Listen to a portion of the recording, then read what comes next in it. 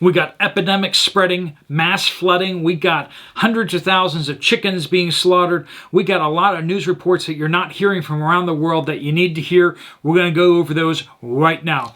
All right, folks, this is being brought to you by On Scene Alert, their global intelligence briefing that they do 3 times a week that get emailed out to all their followers. You can get a 30-day subscription for free to try it out if you like it. You can keep it. If you use my code down below, you do get it ends up being like $7. So make sure you use that code down below if you do that, and try out your free month to see if you like it. And you get text alerts if something is happening in your area. You can set your geographical limits on that. Let's jump into it. The Dutch in the Netherlands have just culled 300,000 chickens in the largest outbreak of bird flu, of course. Is it an outbreak of bird flu, or did some of them just start testing positive? Because you don't need to cull them if they have bird flu. I know, it's crazy. If they have bird flu, they die. If they test positive for bird flu and you have to kill them, they might not have had it. And that's what we're seeing there. They do a PCR test, or they get a couple positive reading PCR tests. I'm sorry, but if you do 100 PCR tests with a 10% error rate, how many positives are you going to get back from that, even if they don't have it? But this is the game we've been seeing. It's a matter of not so much whether they have bird flu, but whether they've been tested for bird flu. Not only that, but because of that, they have now we have immediately instituted a ban on transport of all poultry products, including eggs, bird meat, and manure. 5 other poultry farms within a radius of 5 kilometers are being screened. Yes, they're being tested now. What do you think the possibility of one of those PCR tests coming back positive? If you said high likelihood, you're probably right.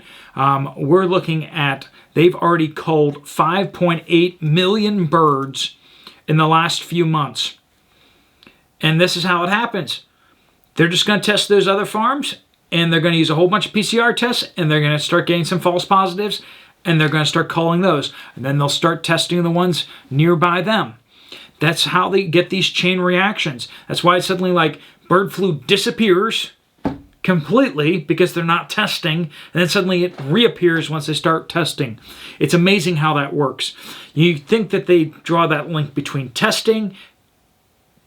Anyway, on a more serious note, we have 11,000 additional folks have now come down with dengue fever in Vietnam. This year, in the past number of weeks, they have 258,500 people have come down with dengue fever compared to last year, same time frame last year, 54,000. They've increased 5-fold the number of people with dengue fever. That's a serious condition. What's going on with that? Remember also that a lot of rice gets produced in Vietnam. So this is going to impact potentially the rice production of that country. A lot of manufacturing also takes place there now. So it's going to impact the world economy. And why that's exactly happening, I don't know. Flooding in Nigeria, 600 people have been killed. 1.3 million have been displaced. Big deal. And when we see flooding, once again, we always have problems with food production too. Nigeria's farms are being flooded. This is not good. Chad declares a state of emergency as 1 million people have been displaced in Chad as well. More farms, more food destroyed. Myanmar, 8 killed after parcel bombs explode at the jail. So people apparently mailing those to jails. And it killed 3 prison officials and 5 visitors and wounded an additional 18 people. There also apparent rescue attempt, and there was more gunfire as well. Tragic situation there. In Florida, we have reports of dangerous flesh-eating bacterial infections. 65 cases of Vibrio vulnificatus.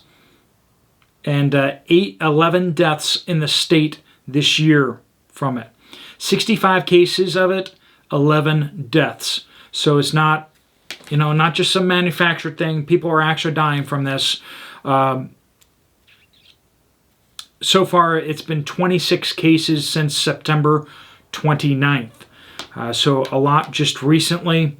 A lot is coming from Lee County in Florida. Do be careful with, it lives in warm salt water, so be considerate about the of salt water that's come in and it's flooded. And if there's standing pools of it that are not connected to the ocean and stuff like that, that's where it can really kind of breed and grow. So be careful about standing pools of salt water, particularly in Florida. Haiti, on the verge of collapse. NGOs are warning that that they need military forces to come in to help restore order. Basically, you have these gangs that have cut off the main port and the fuel supply. So the main fuel terminal, they're not allowing fuel to come into the country to be used for the general population. How are people supposed to cook? As one country representative of the AVSI Foundation that's working in Haiti says, in 20 years of working in Haiti, we have never seen something like this. Violence is everywhere. It's touching everybody. The most vulnerable people are literally struggling to survive as humanitarian aid is failing to reach people. So a lot of the food and a lot of the supplies for the country have been just being given into the country by outside the country. That's one of the things. Being dependent upon foreign aid, being dependent upon any kind of aid, whether it's food stamps or whatever, it makes you extremely vulnerable to any kind of disruptions in the supply chain. If you're not earning your living yourself, it is in the control of someone else. They're saying 4.7 million people in Haiti are facing acute hunger, with 1.8 million now in emergency level of malnutrition. People are literally starving. Martial law has been declared in Eastern European country there. It's been invaded by Bear Country. They have declared martial law. Also, in that same country, because of all the strikes on the power stations, they're being urged to ration power if they still have it. A lot of places are out of power now. 30-40% of the power stations in that country have been destroyed from reports that we're hearing. Malaysia, a massive storm came in and destroyed 60 houses and 7 villages. And of course, we are getting reports that the administration here in the United States has announced another release of 15 million barrels from the Strategic Petroleum Reserve that is reserved for warfare and for crisis of national level, but it's being released due to political considerations. We'll just leave that one there. DEFCON level in the United States is still at 3. We do not have any storms brewing in the ocean off the coast of the United States right now, so that's good news at least.